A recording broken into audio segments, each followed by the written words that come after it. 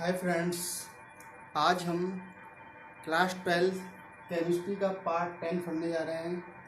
Part 2 part 1 हम पहले पढ़ा चुके हैं, ठीक है, जिसमें हमने हैलोजन के व्युत्पन्न किसे कहते हैं, हैलोजन का सामान्य सूत्र क्या होता है, हैलोजन के वर्गीकरण क्या होता है, हेलोकेन एल्किल हैलाइड, इनके बारे में सबके बारे में पढ़ चुके हैं। आज हम यह बनाने की अपक्रिया या बनाने की विरचन की अपक्रियाओं के बारे में यहाँ पर हम पढ़ेंगे, ठीक है। तो देखते हैं। तो सबसे पहले रिएक्शन होती है डार्जन अपक्रिया।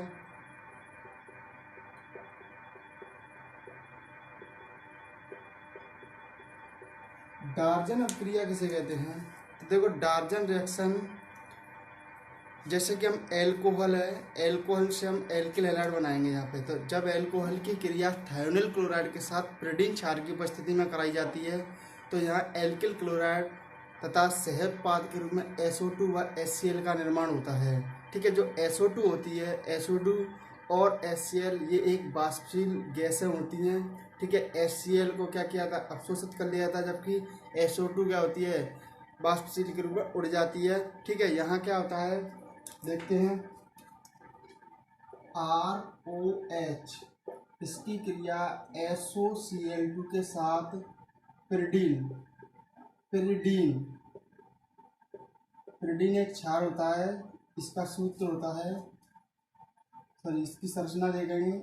इसकी संरचना हल्की सी ऐसी होती है। तो ये पिरीडीन क्षार की उपस्थिति में क्रिया कराई जाती है। तो यहाँ RCl, SO2 और HCl का निर्माण होता है।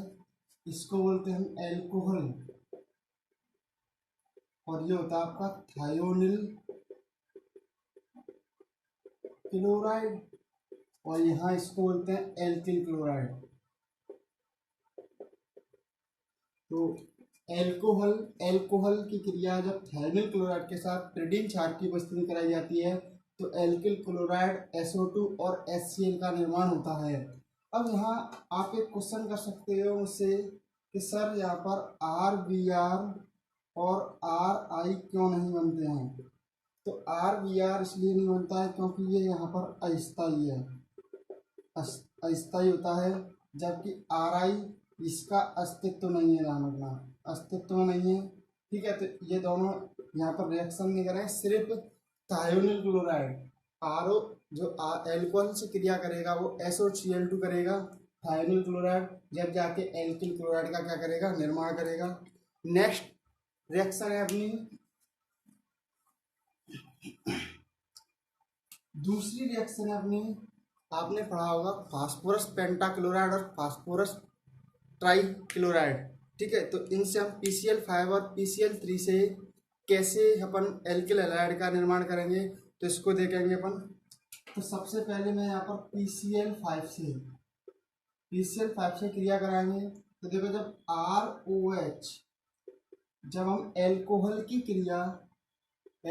क्रिया PCl5 के साथ कराते हैं, PCl5 के साथ क्रिया कराएंगे, तो यहाँ क्या होता है देखेंगे। तो थोड़ा सा जो P है, इसको हम PCl5 को इस प्रकार लिख लेंगे, ठीक है। यहाँ क्या होता है, ये वन टूटता है, ये वाला वन टूटेगा, तो यहाँ से क्या निकल जाएगा, POCl3, यहाँ से RCl और यहाँ से HCl निकल जाएगा। मतलब RCl अलग हो जाएगा, POCl3 अलग हो जाएगा और HCl अलग हो जाएगा। तो हमें क्या प्राप्त हो जाएगा, एल्किल क्लोराइड, ठीक है। तो यहाँ हमने क्या किया था, PCl5 से क्रिया कराई है। जब एल्कोहल की क्रिया PCl5 के साथ कराई जाती है, तो RCl, POCl3 और HCl का निर्माण होता है, याद रखना इस चीज को। इसी के बाद हम इसमें PCl3 से कैसे होती है, तो PCl3 से हम जब रिएक्शन कराएंगे, तो यहाँ क्या होता है, अब PCl3 के साथ क्रिया कराने के लिए एल्कोहल के 3 अणु लिए जाते हैं यहाँ पर। तो देखा है यहाँ पर ROH,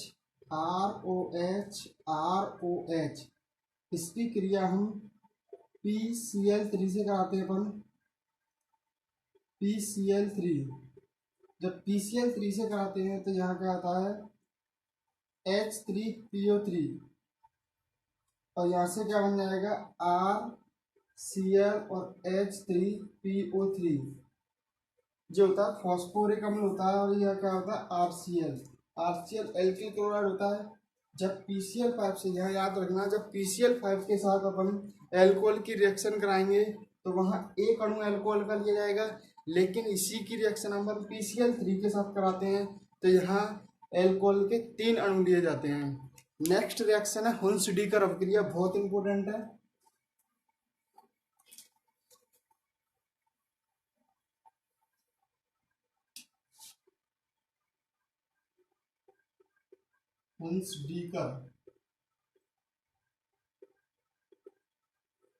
हुन्स-डीकर अपक्रिया किसे कहते हैं? तो बहुत सिंपल है। देखो ये रिएक्शन है, ये नामी रिएक्शन है, मतलब नाम से इंगित होने वाली रिएक्शन तो हमेशा आती है, याद रखना इस चीज को। तो जब हुन्स-डीकर अपक्रिया में क्या होता है, जब मोनोकार्बोक्सिलिक अम्लों के सिल्वर लवण की अपक्रिया CCl4 की उपस्थिति में, मतलब कार्बन टेट्राक्लोराइड की उपस्थिति में ब्रोमीन Br2 के साथ कराई जाती है तो यहाँ एल्किल ब्रोमाइड का निर्माण होता है, साथ में CO2 निकलती है और AgBr भी एक अवक्षेप के रूप में प्राप्त होता है। तो देखेंगे हम रिएक्शन को। RCOOAg, ठीक है, इसकी क्रिया हम Br2 के साथ CCl4 की प्रेजेंस में कराएंगे।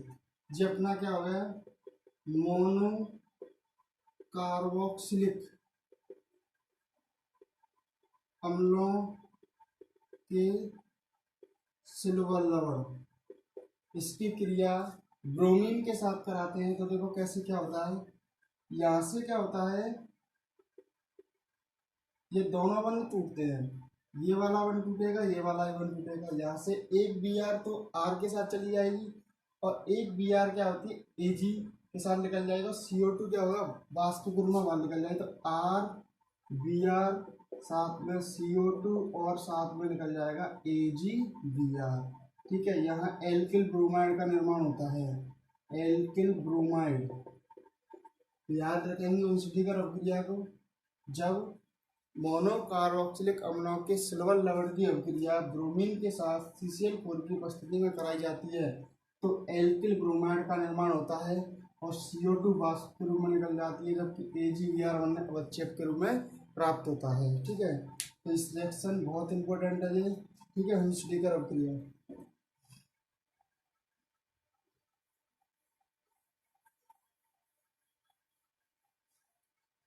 इसके बाद आपने दो रिएक्शनों का और नाम सुना होगा, एक फिंकलेस्टाइन अपक्रिया और एक होती है स्वार्ट अपक्रिया। फिंकलेस्टाइन अपक्रिया देखेंगे,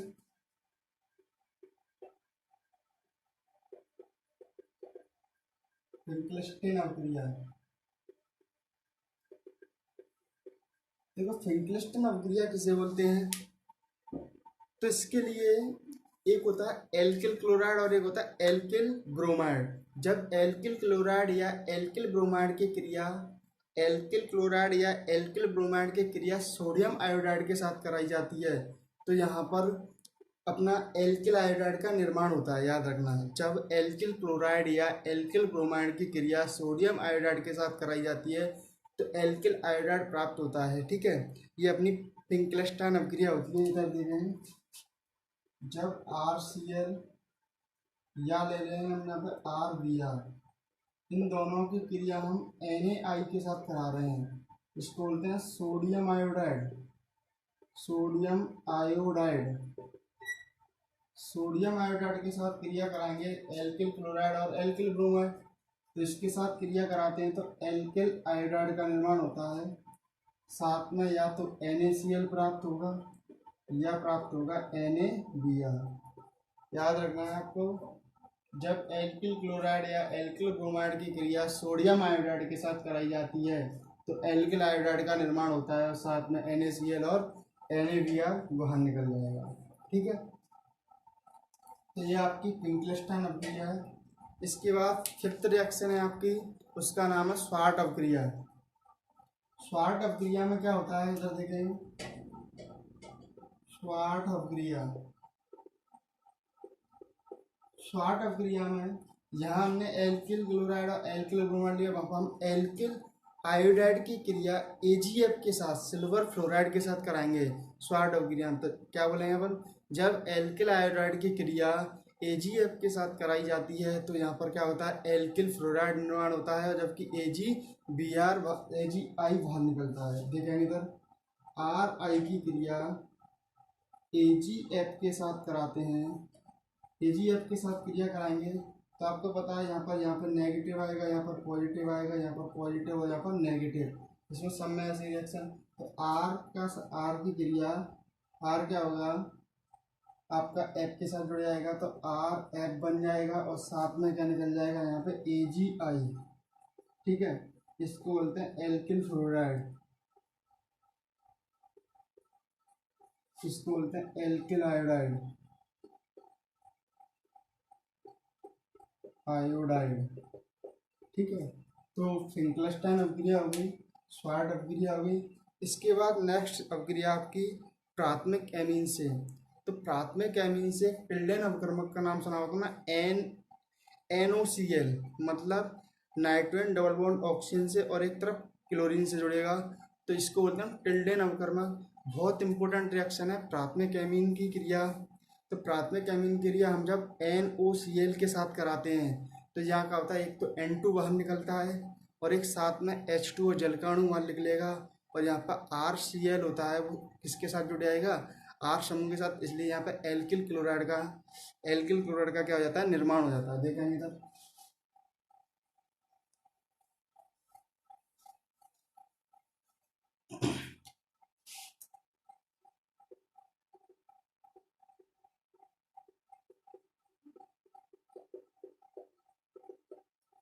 प्राथमिक एमीन से अपक्रिया मतलब टिल्डेन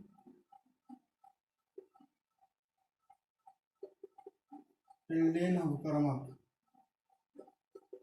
अब टिल्डेन अपकर्मक के साथ कराएं तो देखो, जब आर एन एच और एच, ये आपकी प्राथमिक एमीन हो गई, इसको बोलते हैं वन डिग्री एमीन।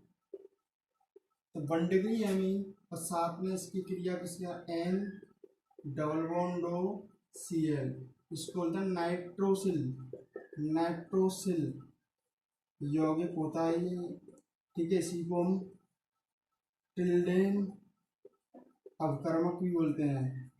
ठीक है, तो नाइट्रोसिल यौगिक टिल्डेन अवकर्मक के साथ क्या कराएंगे, यहाँ पर क्या होगा, इस प्रकार यहाँ पर बंधों का क्या होगा, विखंडन होगा। जब बंध विखंडन होगा तो यहाँ से क्या निकल जाएगा, H2, यहाँ से निकल जाएगा N2 और R समूह LCl से जुड़ जाएगा, क्या बना लेगा, RCl।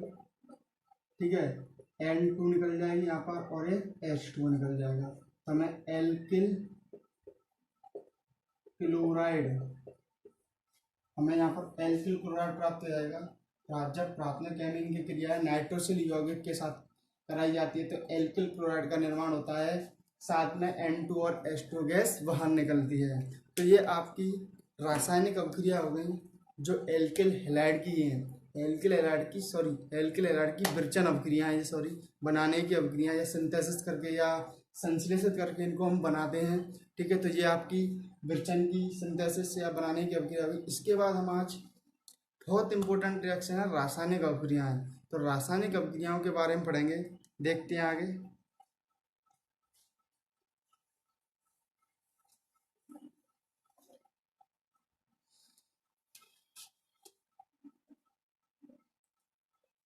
इसको रासायनिक गुणधर्म बोलते हैं। तो रासायनिक गुणधर्म क्या होते हैं, इसमें रासायनिक गुणधर्म में या एल्किल हैलाइड में हम 4 प्रकार की रिएक्शन पढ़ते हैं। अब ये 4 प्रकार की रिएक्शन कौन कौन सी होती हैं, तो इनके थोड़े पहले हमें नाम पता होने चाहिए। तो पहली है नाविक स्नेह प्रतिस्थापन अभिक्रिया, दूसरी आपकी विलोपन अभिक्रिया, तीसरी हम इसमें पढ़ेंगे धातुओं से अभिक्रिया, और फोर्थ रिएक्शन पढ़ेंगे हम अपचयन अभिक्रियाएं। ठीक है, तो सबसे पहले आज के लेक्चर में जो हम पढ़ेंगे वो हम पढ़ेंगे नाविक स्नेही प्रतिस्थापन अभिक्रिया, मतलब नाविक स्नेही प्रतिस्थापन अभिक्रिया किसे कहते हैं और इसमें किस प्रकार की, किस टाइप की रिएक्शन आती है, उन रिएक्शनों के बारे में हम इसमें पढ़ेंगे। तो देखेंगे,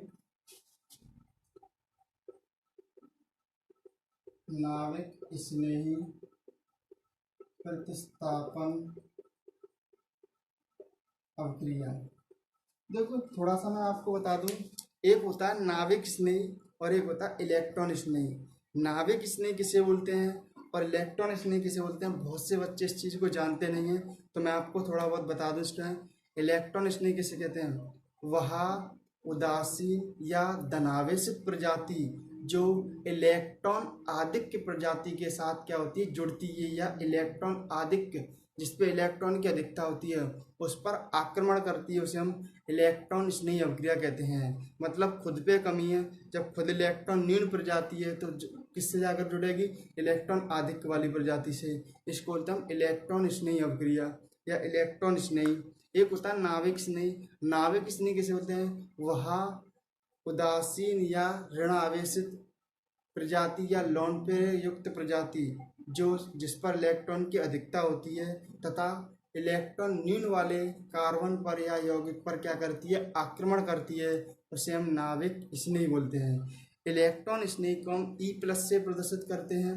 मतलब कभी भी आपको पता पड़े तो ये E+ क्या है, तो E+ यहाँ पर इलेक्ट्रॉन स्नेही है, और यदि Nu- के बारे में पूछा जाए तो ये आपका नाविक स्नेही है। आपको ये याद रखना है, ठीक है। तो आज हम इसी के आधार पर बहुत इंपॉर्टेंट रिएक्शन पढ़ने जा रहे हैं जिनका नाम है SN1 अवक्रिया और SN2 अवक्रिया। ये हर साल बोर्ड की क्लास में कहीं ना कहीं इसका क्वेश्चन आता ही आता है, तो आपको अच्छी तरह दोनों रिएक्शन देखनी है। बाकायदा इसकी थ्योरी वगैरह भी बताऊंगा, आपको लिखना है तो उतार सकते हो। आपको इस रिएक्शन को बहुत शॉर्ट तरीके से बताऊंगा, ठीक है। तो देखते हैं आज नाविक स्नेही प्रतिस्थापन अवक्रिया किसे कहते हैं।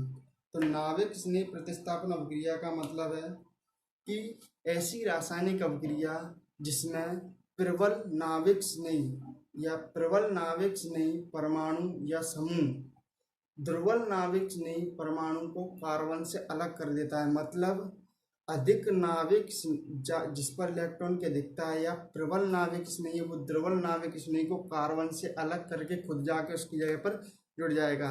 इसको बोलते हैं प्रतिस्थापन अवक्रिया। मतलब एक उसी समूह को, जैसे नाविक स्नेही यहाँ से निकलेगा तो नाविक स्नेही जुड़ेगा, मतलब प्रतिस्थापन। एक समूह को दूसरे समूह द्वारा प्रतिस्थापित करना ही क्या कहलाता है, प्रतिस्थापन कहलाता है।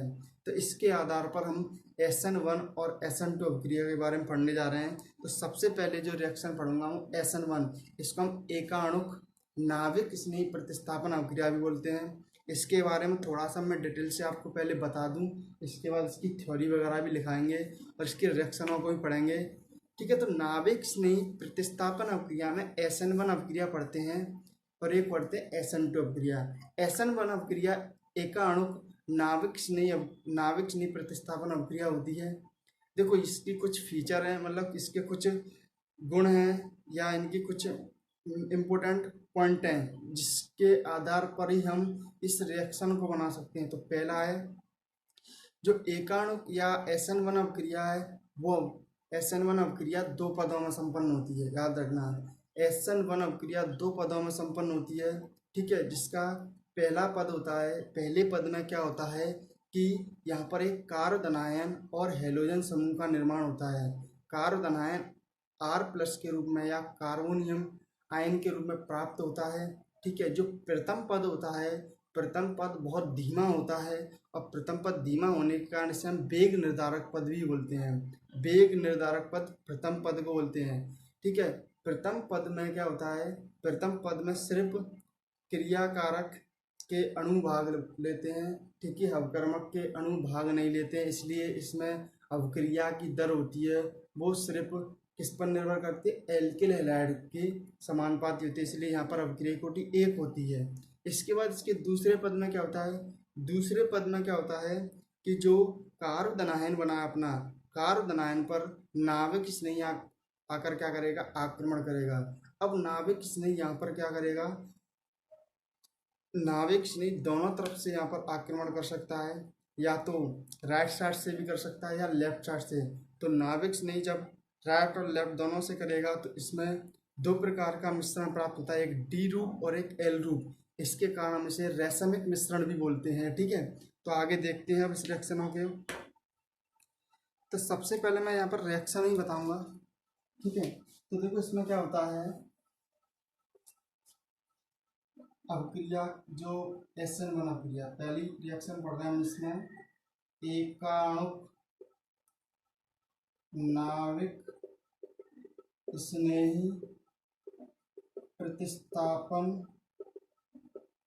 अभिक्रिया, इसको बोलते हैं SN1। अब SN1 रिएक्शन है, तो SN1 रिएक्शन पहले स्टेप फर्स्ट देखेंगे, प्रथम पद। प्रथम पद में क्या होता है, जो अपना एल्किल हैलाइड है, एल्किल हैलाइड है वो क्या होगा, यहाँ पर टूटेगा R प्लस में और X माइनस में।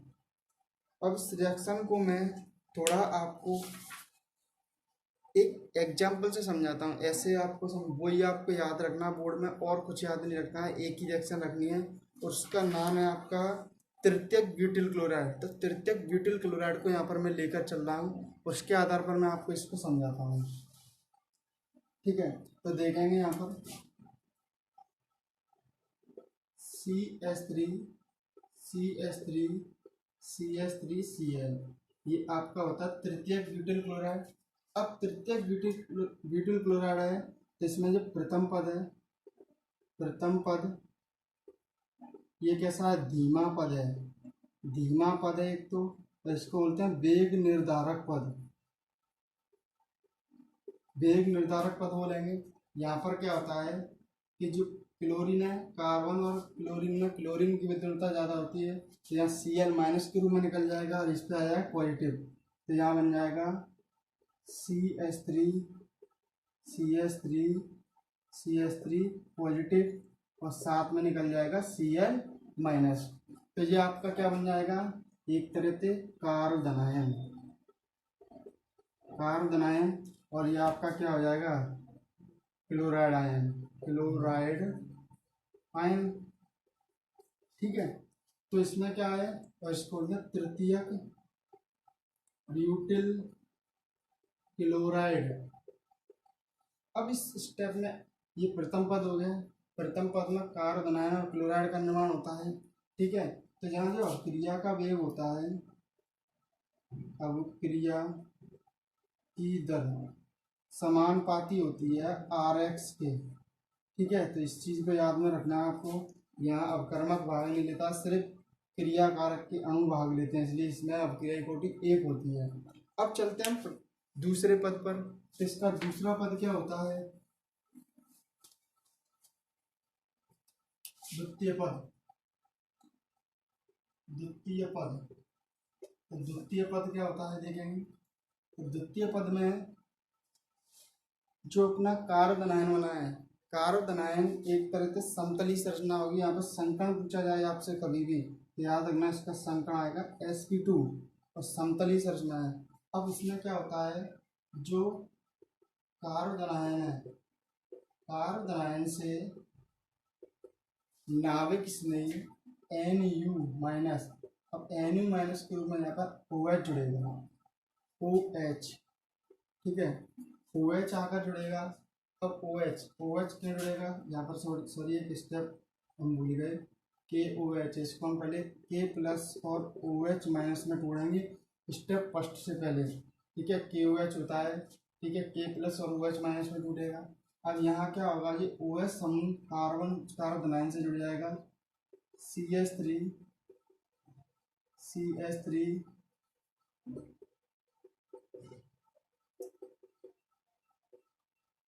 OH। देखो यहाँ OH समूह इधर से भी जुड़ सकता है, इधर से भी जुड़ सकता है, ठीक है। तो इसके दो रूप बनते हैं आपके, ठीक है। तो ये आपका तृतीयक ब्यूटिल एल्कोहल बन जाएगा, ठीक है। इसमें जब यहाँ OH इधर लगेगा तो इसको D प्लस बोलेंगे, यदि OH इस साइड में आ जाता तो इसको L माइनस बोला जाता है, ठीक है। तो रासायनिक मिश्रण की एक परिभाषा होती है, रासायनिक मिश्रण क्या होता है कि D प्लस और L माइनस का 50-50% जब अपन मिश्रित करेंगे तो जो यौगिक बनता है उसे हम रासायनिक मिश्रण बोलते हैं। और रासायनिक मिश्रण में क्या होता है, ये दोनों के प्रभाव को नष्ट कर देता है, ठीक है, इसलिए इसे हम रासायनिकरण अभिक्रिया भी बोलते हैं, ध्यान रखना। ठीक है, अब इसमें कुछ इम्पोर्टेंट क्वेश्चन ये होते हैं। आपने सुना होगा कि कार्बोनाइन का स्थायित्व, कार्बोनाइन का स्थायित्व कब बढ़ता है, तो आप याद रखना, इस इम्पोर्टेंट है। और यहाँ SN2 और SN1 अभिक्रिया में दोनों में ये चीज़ उल्टी होती है, याद रखना। एक बार इस चीज़ को दोबारा देख लो। प्रथम पद है, तृतीयक ब्यूटिल क्लोराइड था, तो अभिक्रिया दो पद में संपन्न होती है। प्रथम पद में क्या होता है कि जो भी समूह होता है उसका, जैसे कि तृतीयक ब्यूटिल क्लोराइड है, इसको हम एक तो कार्बोनाइन में टूटेगा और एक क्लोराइड आयन के रूप में टूटेगा। ठीक है, कार्बोनाइन आगे जाकर स्टेप 2 में क्या करेगा, नाभिक स्नेह क्रिया कर लेगा, तृतीयक ब्यूटिल क्लोराइड बना लेगा, या तो डी रूप होगा या एल रूप होगा। इसे हम रासायनिकरण अभिक्रिया भी बोलते हैं। अब देखो यहाँ पर कुछ सवाल होते हैं, इन सवालों को, बहुत इम्पोर्टेंट है सवाल, क्वेश्चन ये नीट, PMT और एम्स या आपके तुम्हारे JEE मेंस वगैरह में क्वेश्चन आते हैं, तो इन क्वेश्चनों को बहुत इम्पोर्टेंट है, क्वेश्चन के रूप में ही कराऊंगा मैं इसको। क्वेश्चन है SN1 अभिक्रिया के प्रति क्रियाशीलता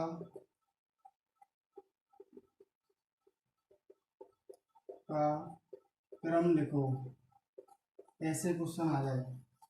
और मैंने दे दिया आपको CH3Cl, CH3, CH2Cl, CH3CHCl, CH3, CH3, CH3, CH3 और Cl। इसको मैंने फर्स्ट माना, इसको सेकंड, इसको थर्ड और इसको मानते हैं अपन फोर्थ।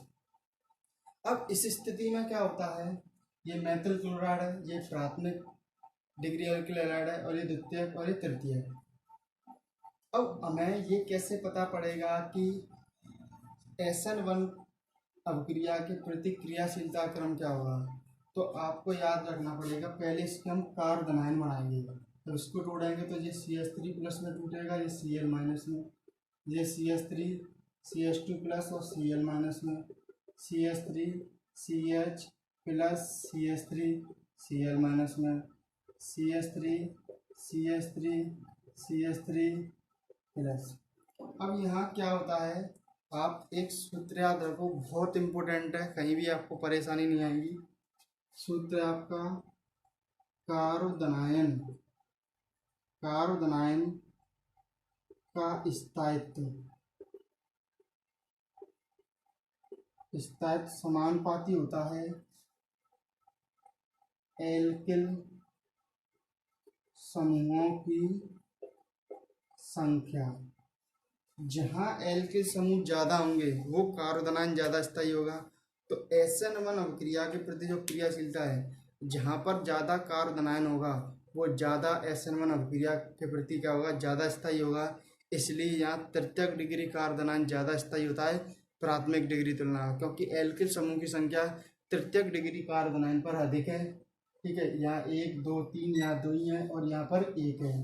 तो इस आधार पर इसका जो स्थायित्व का या क्रियाशीलता क्रम होगा वो क्रम ये वाला होगा, मतलब फोर्थ सबसे ज़्यादा, फिर थर्ड, फिर उसके बाद सेकंड, उसके बाद फर्स्ट।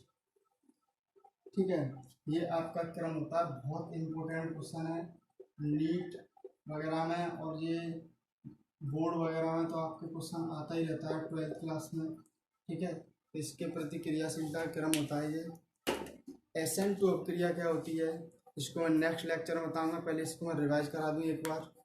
SN1 अभिक्रिया क्या होती है, SN1 अभिक्रिया दो पदों में संपन्न होती है। प्रथम पद में कार्बोनाइन तथा हेलोजन आयन का निर्माण होता है।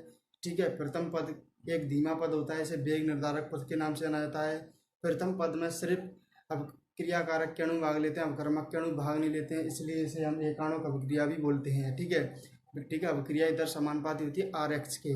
इसके बाद द्वितीय पद में क्या होता है, जो कार्बोनाइन होता है, कार्बोनाइन पर नाभिक स्नेह आक्रमण करता है और क्या बना लेता है, एक उत्पाद का, नए उत्पाद का निर्माण करेगा। ठीक है, यहाँ पर एल्किल हैलाइड जो कार्बोनायन है, कार्बोनायन ज़्यादा स्थायी कब होगा? जब एल्किल समूह की संख्या ज़्यादा होगी। जहाँ एल्किल समूह की संख्या ज़्यादा वहाँ कार्बोनायन ज़्यादा स्थायी, और कार्बोनायन ज़्यादा स्थायी तो SN1 अभिक्रिया वही ज़्यादा क्या होगी? स्थायी होगी। इसके बाद क्या होता है, यहाँ रैसमिक मिश्रण होता है। SN1 अभिक्रिया में दो प्रकार के उत्पाद प्राप्त होते हैं, D+ और L-। इसके कारण इसका 50-50% क्या होता है? मिक्सचर 50% डी रूप और 50% एल रूप का जो मिश्रण होता है उसे हम रैसमिक मिश्रण बोलते हैं। इसलिए SN1 अभिक्रिया एक रैसमीकरण अभिक्रिया होती है। ठीक है, ये तो अपनी क्या हुई? SN1 अभिक्रिया। इससे पहले जो मैंने थोड़ी रिएक्शन कराए उनको भी रिवाइज करा देते हैं। तो सबसे पहले डार्जन अभिक्रिया होती है। डार्जन अभिक्रिया में क्या होता है? एल्किल क्लोराइड की क्रिया एल्कोहल की क्रिया थाइनल क्लोराइड के साथ कराते हैं तो RCl मतलब एल्किल क्लोराइड का निर्माण होता है। इसके बाद हमने उन्स-डीकर अभिक्रिया पढ़ी। उन्स-डीकर अभिक्रिया क्या होती है? जब मोनोकार्बोक्सिलिक अम्ल के सिल्वर लवण की अभिक्रिया ब्रोमीन के साथ CCl4 की उपस्थिति में कराई जाती है तो यहाँ पर क्या प्राप्त होता है? एल्किल ब्रोमाइड का निर्माण होता है, CO2 बाहर निकल जाती है और साथ में क्या? AgBr प्राप्त होता है। इसके बाद हमने PCl5 और PCl3 फास्फोरस पेंटा क्लोराइड और ट्राई क्लोराइड के बारे में पढ़ा था। जब हम एल्कोहल की क्रिया PCl5 के साथ करा रहे हैं तो याद रखना यहाँ पर एल्कोहल का एक अणु भाग लेगा, और यदि हम PCl3 के साथ करें तो एल्कोहल के 3 अणु भाग लेंगे। इसके बाद फिंकलेस्टाइन अभिक्रिया पड़ी थी। फिंकलेस्टाइन अभिक्रिया में क्या होता है? जब एल्किल क्लोराइड या एल्किल ब्रोमाइड की क्रिया सोडियम आयोडाइड के साथ कराते हैं तो यहाँ पर क्या प्राप्त होता है? एल्किल आयोडाइड प्राप्त होता है, साथ में NaCl या NaBr बाहर निकल जाएगा। इसके बाद हमने पढ़ी थी स्वार्ट अभिक्रिया। स्वार्ट अभिक्रिया क्या होती है? जब एल्किल आयोडाइड की क्रिया हम AgF के साथ कराएंगे, जब AgF के साथ क्रिया कराएंगे तो यहाँ पर ये RF बन जाएगा, मतलब एल्किल फ्लोराइड बन जाएगा, और इसके साथ में AgI बाहर निकल जाएगा। इसके बाद हमने एक रिएक्शन में पढ़ी प्राथमिक एमीन से, जिसे टिल्डेन अपकर्मक से कराएंगे। तो प्राथमिक एमीन क्या टिल्डेन अपकर्मक नाइट्रोसिल यौगिक के साथ कराते हैं तो यहाँ आपके पास RCl बनता है, एल्किल क्लोराइड, N2 बाहर निकल जाते हैं, H2। इसके आधार पर ये सारी रिएक्शन होती हैं। कल हम आपको SN2 अभिक्रिया, इसके बाद विलोपन अभिक्रिया, अपचयन अभिक्रिया, धातुओं से अभिक्रिया, इन सब के बारे में बताएंगे। थैंक यू, धन्यवाद।